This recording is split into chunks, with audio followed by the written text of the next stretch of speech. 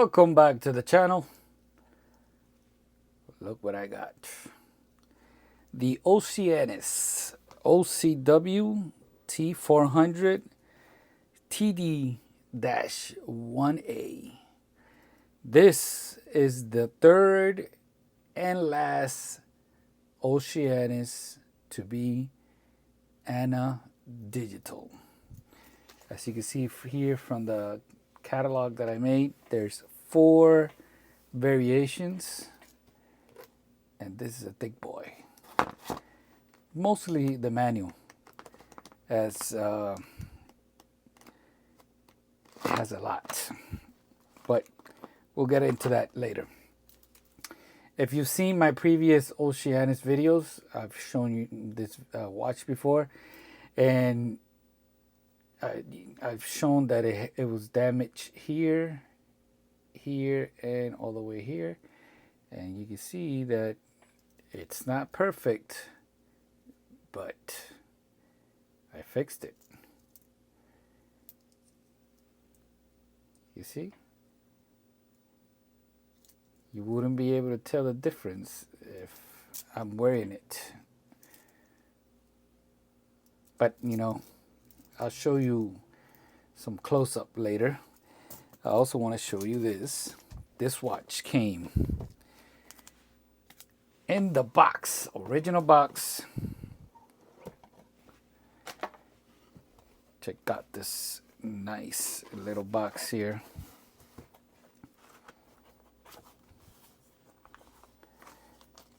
With all the links, I had to remove only 2. Pin and collar. I have a video on how to adjust a bracelet with pin and collar. Look at this.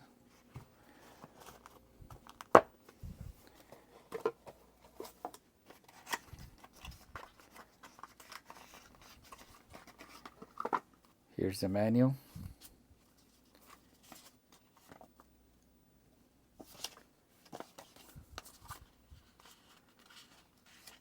I'm not very fluent in Japanese. I can read Oceanus. How about you? Look at this other thing. This is the warranty card. And there's something else in here.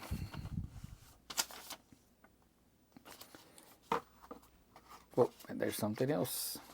It just keeps coming out. I don't know what that is. So I've had this watch now for maybe over a month. I'm not really sure. It did take me many hours to be able to fix that that bracelet and how do you call this? Can we call this the bezel? And I'll show you the tools that I use. And one of the first things I did when I received it was I changed the battery, because I'm not sure of how old or if it has been replaced before, and it had the the original battery 0806, so that means 2008. 0 means October, if I'm not mistaken. 6, I think that last digit could be a number or a letter. It might be like a batch code or something internal. I did replace it with a battery with a code 2492, which is 2024. 9 is September, so fairly new. This is a CTL 920F, and the important part is that this watch, the battery goes negative side up, and it has a small blue ring kind of tape over it, and you need to replace it. So you can see it has a little bit of a residue here. So If you're working with a watch that has a blue tape, it's not optional if you put it in the new battery. You have to do it or it will short out and the watch will not start. It will not turn on. But don't worry. Even though I replaced the battery and then I also, changed the O-ring also. This is the part number for the O-ring. 103, 102, 238. You can see that the old O-ring, it's flat. Flat. That's one of the things that I do first because I want to make sure the battery is not leaking, being that the watch is kind of old. This watch is from 2008. Based on the batch code, it's from June 2008. So this might be one of the first ones to be, to be made. Now, I think whoever owned this watch must have had like a really nasty accident because those scratches were very deep, very deep. Luckily, I was able to, make it look half decent. Now, I still have to take it apart, so you're going to be able to see the inside of the watch because I did not remove the buttons, and I still got to remove the buttons, clean and re-lube the buttons. So, look at that Oceanus button there in the corner. So, let me get the tools and start taking this apart. All right, so sometimes I like to put some of these sticky things to protect the back cover. I've mentioned this tool before. Also, the magnifying glasses here, a must when you're working with watches. And I've mentioned if you use a typical spring bar tool, you're not going to be able to get this out. You need to compress the spring bar on both sides at the same time for it to come out. Now, let me see if I could poke my head here.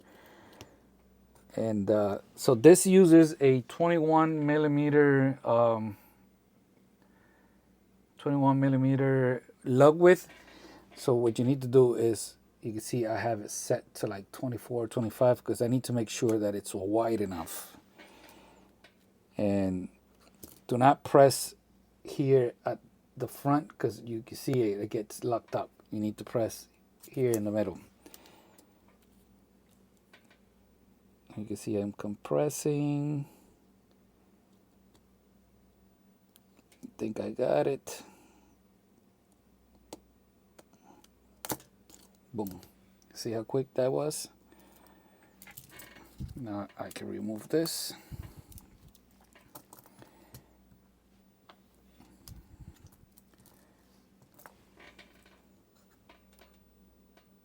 The good thing about these old Oceanus is that if you want, you can install like leather straps and, check it out. This bracelet alone is worth close to $300 on the Casio part website. You heard that right. $300. All right, so 4 Phillips.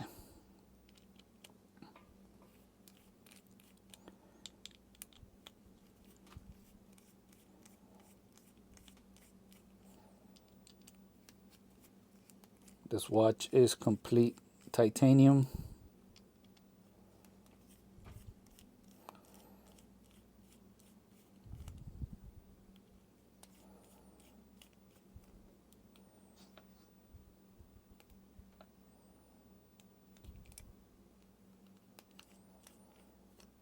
When you're putting the screws back, you're screwing it into metal.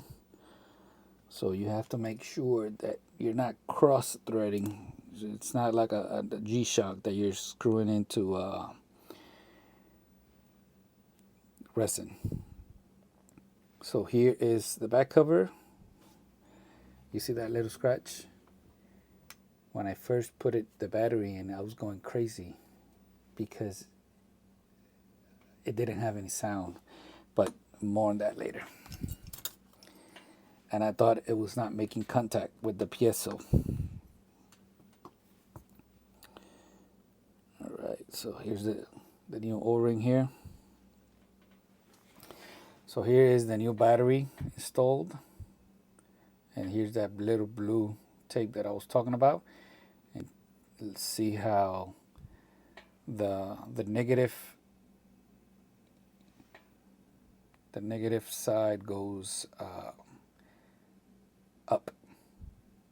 And just like a normal watch, once you replace the battery, you have to do an AC reset.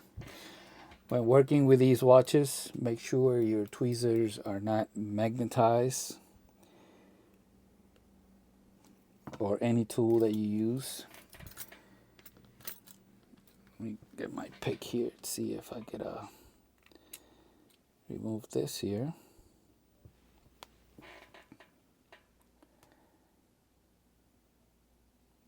See that spacer? This tape here, it protects the multiband 6 antenna from getting magnetized. And now all I gotta do is pull the module up like this. Look at this beauty. It is kind of busy,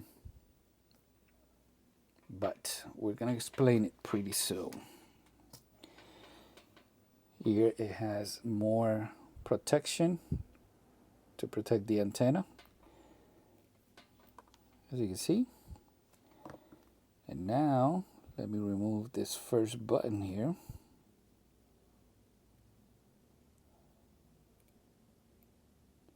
I like to put it to the side.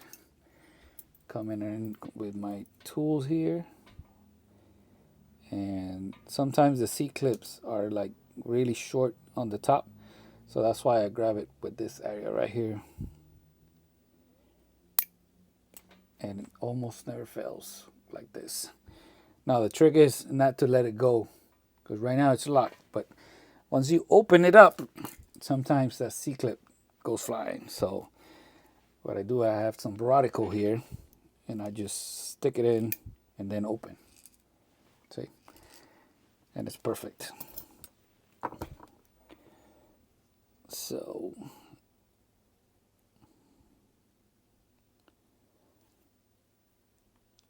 you know what I do think I did remove, well, I did remove the buttons and loop them, because that looks nice and looped.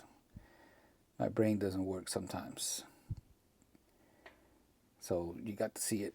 I got the perfect patch for that. Wait a minute. Here it is. Warning, I have no idea what I'm doing. I got this in Temu. I might put this on one of my shirts or something. What do you think? So there it is. I've already cleaned everything. Yeah, I remember I cleaned all of this, because it was like green inside. But yeah, you got to see it. So basically what I do is each button I clean. I remove any type of mildew or anything stuck in there. And then I get those two O-rings wet with the same silicone that I use for my O-ring luber here, which is this. There's links on the video descriptions. If you get one of these cheapo, they're gonna dry out. I keep repeating myself. They're gonna dry out. But if you buy that silicone, all you gotta do is spread it in here and, you know, get it wet again, and then you can keep using it. You don't have to buy another one. All right, so let me put this back together, right? And let me show you how I fixed the bracelet and the case in this corner right here. I forgot to mention, the first thing you do when you remove the back cover, pay attention to these little O-rings that go on right here in the holes where the screws go. They serve as some kind of water protection for the screws. Make sure you don't lose them. What I do is I lube them. That way they stay in place. Nice.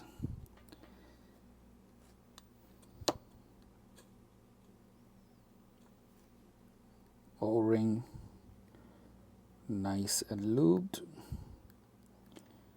Make sure that it stays inside that channel and it doesn't move, as you can see.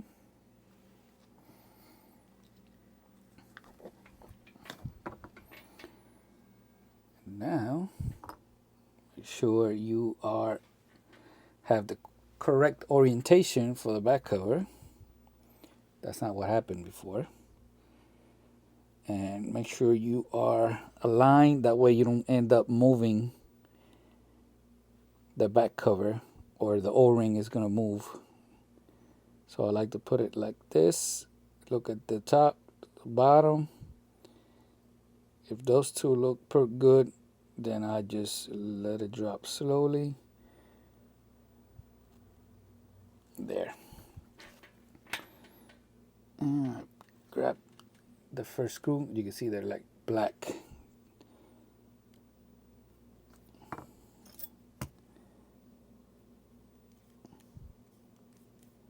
Back and forth until it goes in smoothly. Saw that? No forcing, or you're gonna mess it up.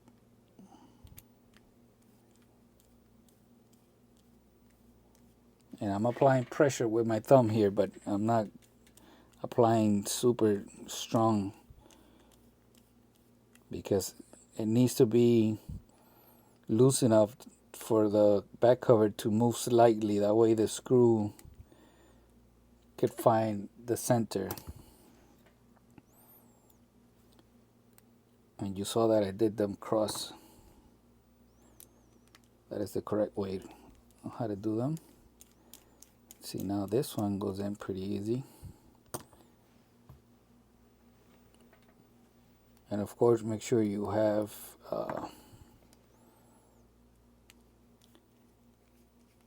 humidity gauge. Make sure you are below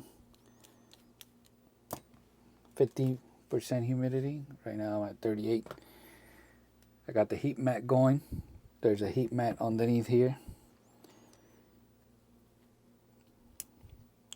Heat mat helps control humidity.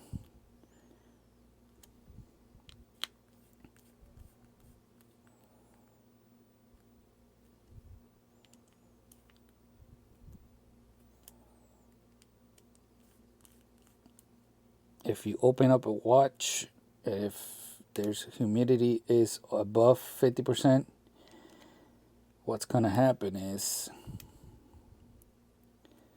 the humidity is going to stay trapped inside the watch. I'm not applying a lot of pressure here. I'm just making sure that it's tight without applying a lot of crazy force. That's it. So what's going to happen is if humidity gets trapped inside, there's always going to be some humidity, but you want to stay below 50%. So right now, we're summertime right now. It's June, right? So let's say that this watch stays in here inside the house until December. And then the next time it goes outside, the temperature is, let's say, below 35 degrees. Well, guess what? All that humidity is going to go up into the glass and you're going to see it wet. That's why it's important to pay attention to that. And then you're going to think that the watch got water inside somewhere that it's leaking or something. It just, you didn't do the correct steps. So to install the bracelet, and if you're right-handed, if you're gonna use it on your left wrist, remember the buckle here, the locking part, goes to the top. That way it doesn't feel weird when you lock it. Now if you use it on your right arm, then it's backwards. Pretty simple. Let me see if I could show you, because it is kind of tricky here.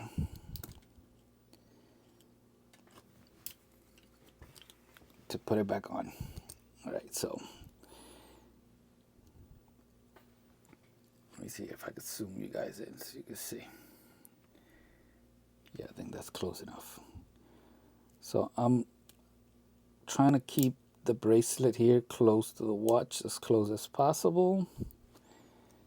And now I'm coming in. That's why I had it wider than 21, because I need to grab the spring bar all the way at the tip to be able to compress it.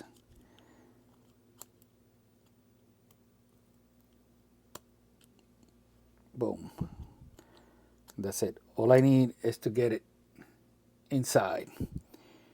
Once I get it in there, I can now use a regular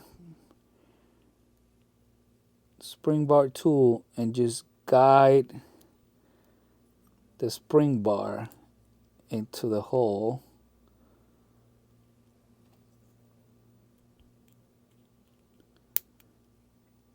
There and there. See? Pretty simple.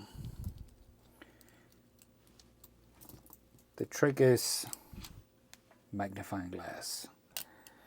Even if you have 20/20 vision, you need that. All right, so let me do this, and I'll see you on the other side. Check it out. It's all nice and put together. Let me show you what I was talking about earlier. Look, when I press the mode button here, you see how there's no sound? So this watch does not have a beep when you go through the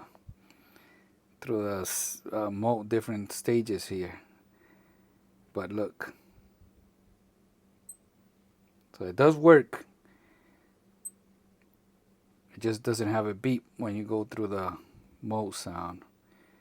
Find that very weird. Very weird. Let me show you how to do a manual receive for the atomic time. All right, to receive the time manually on this watch, you press the adjust button for about 2 seconds. As you can see, you wait. You're going to see the sub dial move to the R, and then suddenly, when it starts receiving good signal, you're going to see move to the W. Here it goes again. I repeated that section. Then in about 3.5 minutes, you can see it received the signal, and you're ready to go. All right, here is the tools I use to fix the damage on the titanium bracelet and case. So a Dremel with these abrasive wheels. This is how I recreate the brush part of the bracelet.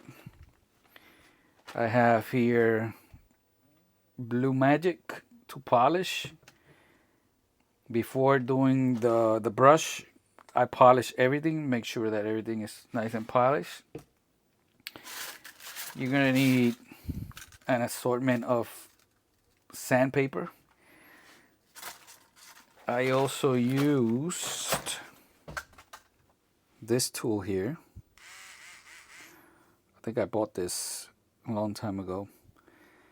This is not as harsh as the Dremel, but it does have a diamond tip, as you can see.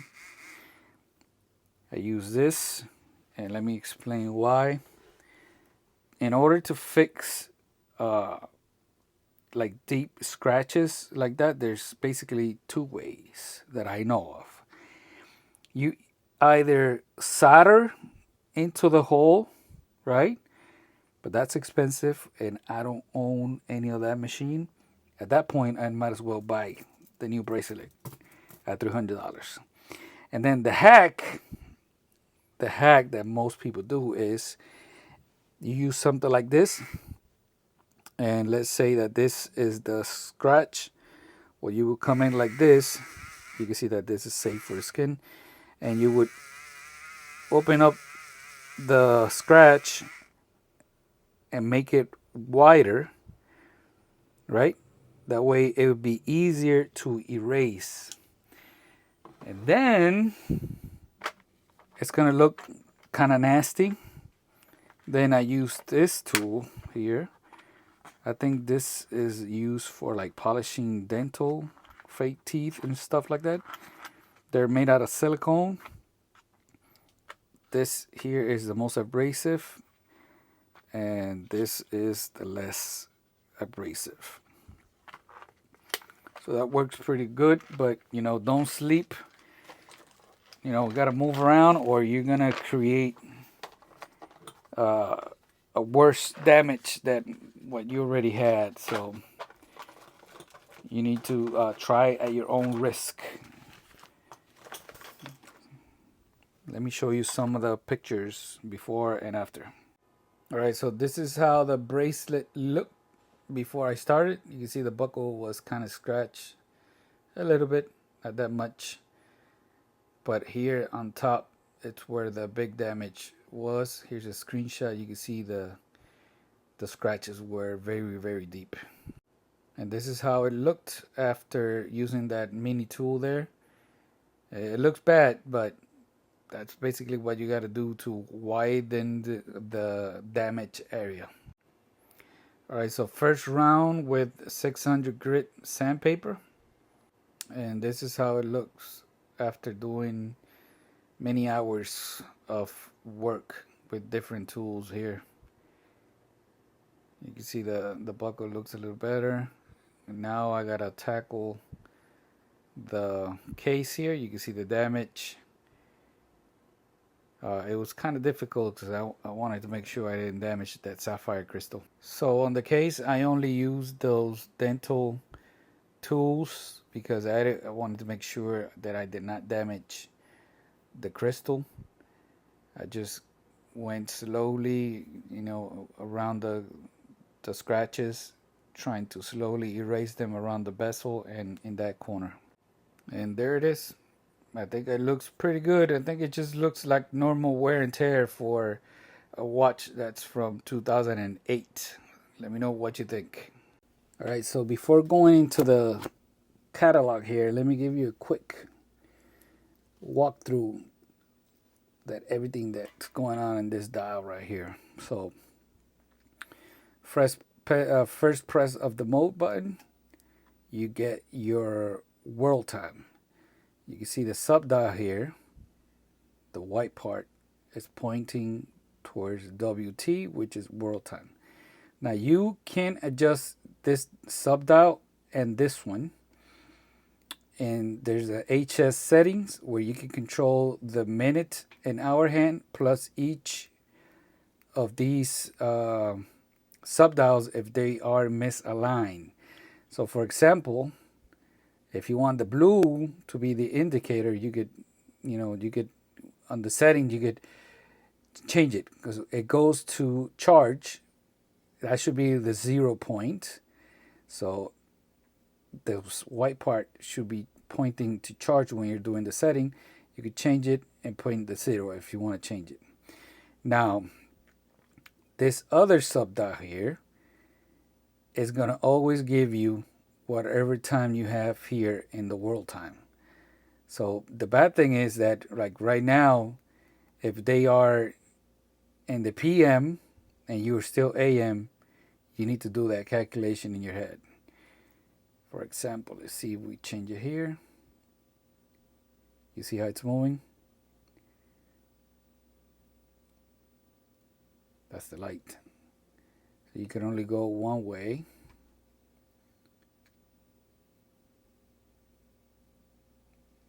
See? So that subdial is dedicated. Well, it gives you the PM right here. See? But that's because I'm in world time. Once you go into your home time, you see a beep because it's 12 o'clock. Once you go into your home time, you would not know if this is AM or PM. They needed to make this a 24-hour, but then it would have been a lot more complicated. All right, let me put it back in Tokyo because I like to keep it in Tokyo.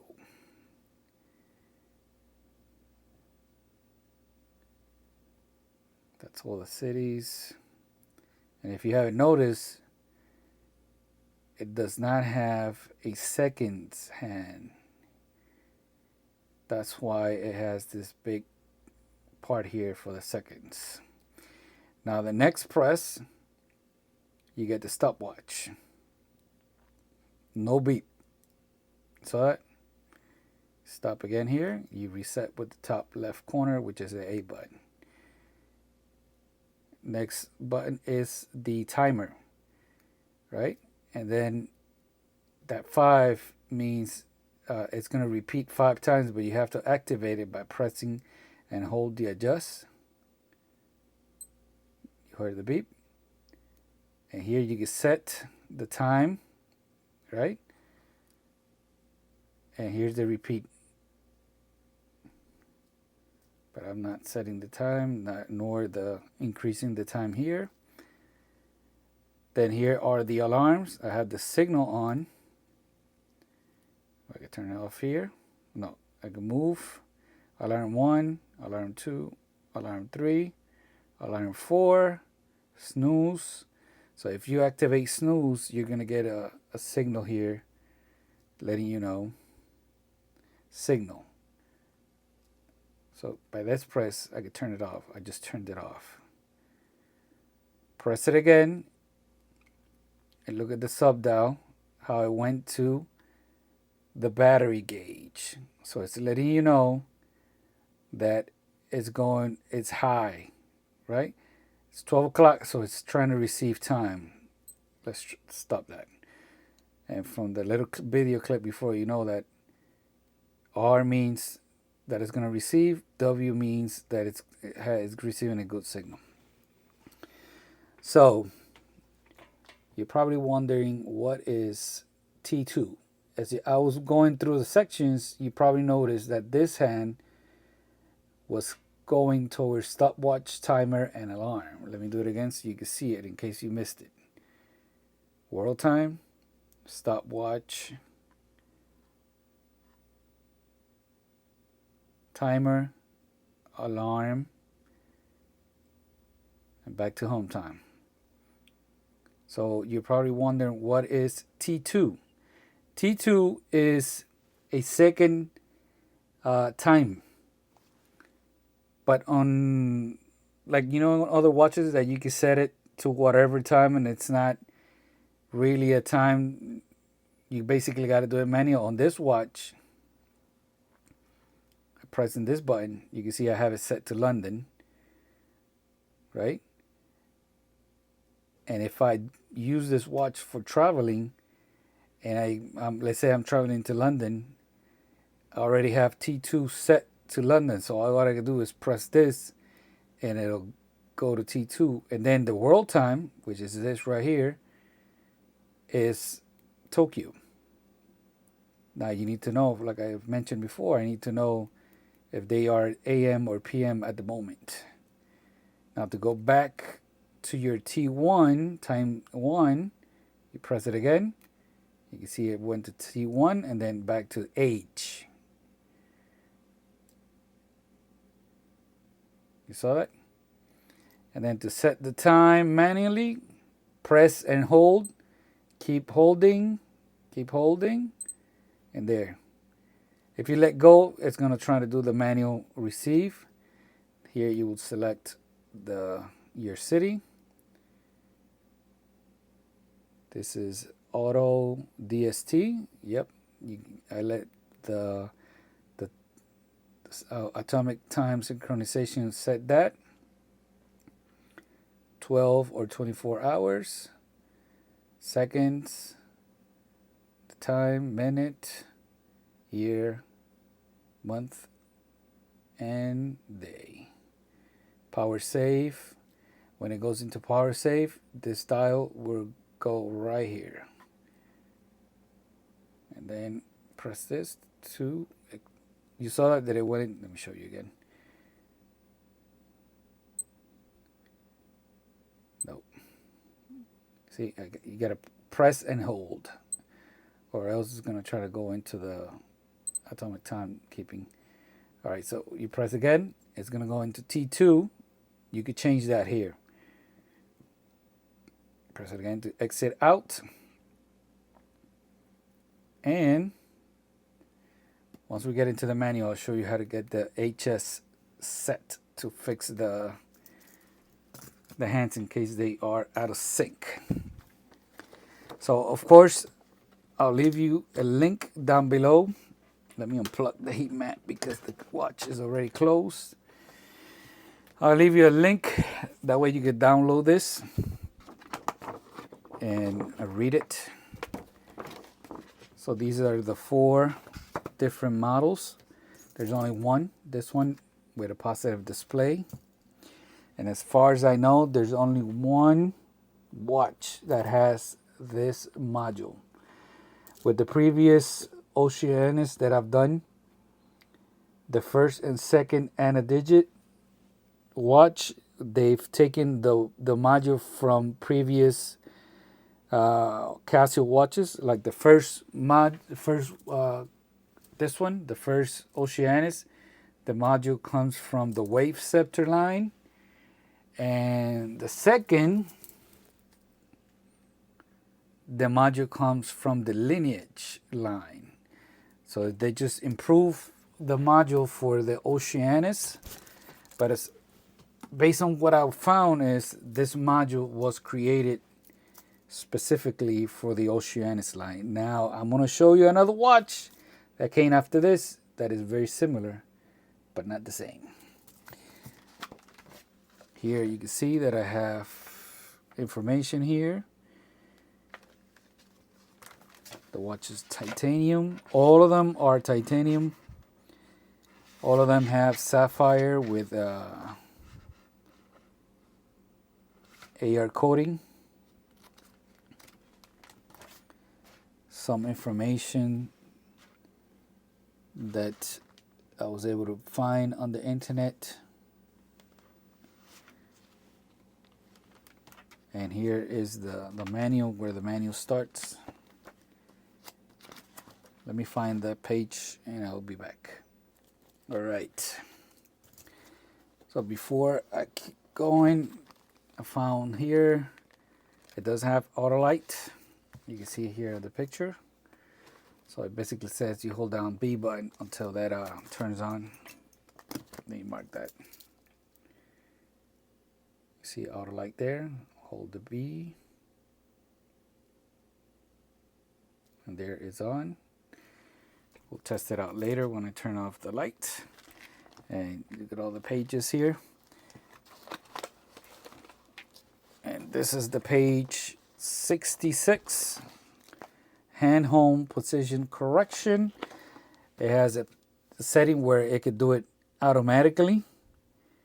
Basically press D, right? And it'll do it automatically. Or you could do it manually. And here manually you could adjust each sub dial, as also the hour and minute hand. See here, it'll give you correct hour and minute hand positions. So you can see this manual. If you get one of these watches, you definitely have to. You really definitely need to read it because it does have a lot. It definitely has a lot. Look at all that. It does have a lot of basic stuff, but you know, it does have a lot of information that you need to know. And here are the other 2 watches that I told you. that are similar but not the same. So around 2014 and 2015, basically the module was handed down to the lineage. But you notice something different? This one doesn't have the other sub-dial here. See the difference? It does have 4 buttons, but it doesn't have, and the display here is a little bit different. See? This here looks similar, but not the same. DT, WT, so this might be similar also. I don't own one of those, so I wouldn't know. So power safe, the R ready, the W, and then they have the black version. All right, so here I have the troubleshooting screen. So A, C, and D. You get this screen, press once. Check out the module, 5054.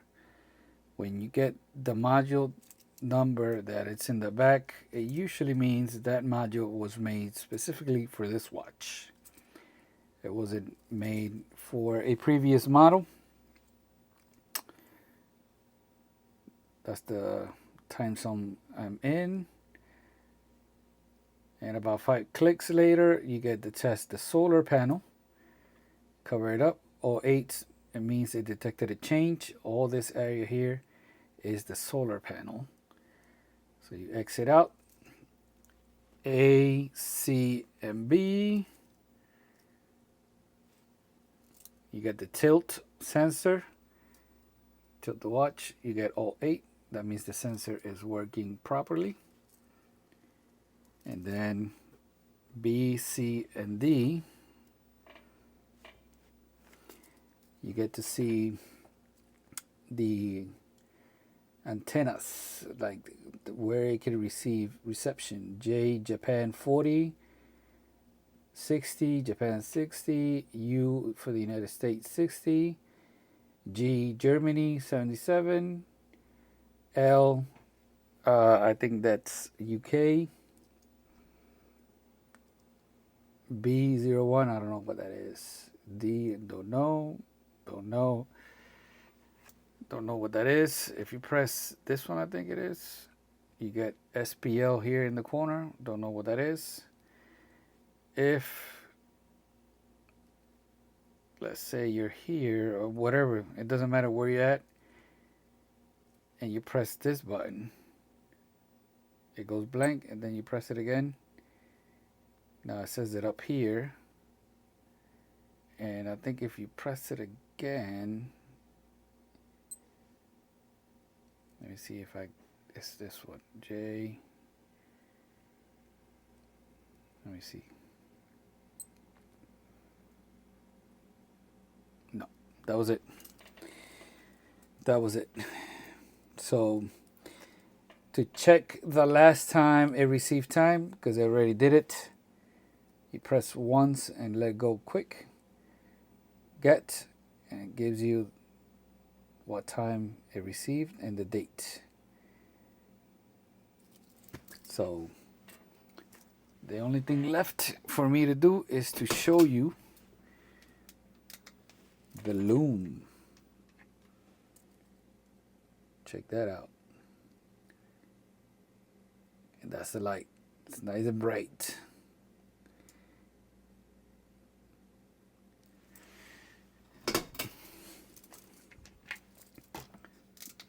So right now it's showing you the date. If you want to see the time there, you press D and it shows you the date. So that's going to be it. Make sure you like, subscribe. Remember, everything is going to be linked down below. Did you know about this watch? Do you have this watch? Or maybe you have one of these and you didn't know that this came first. This one was released initially in 2008. So that's going to be it. Thank you for watching. Peace out.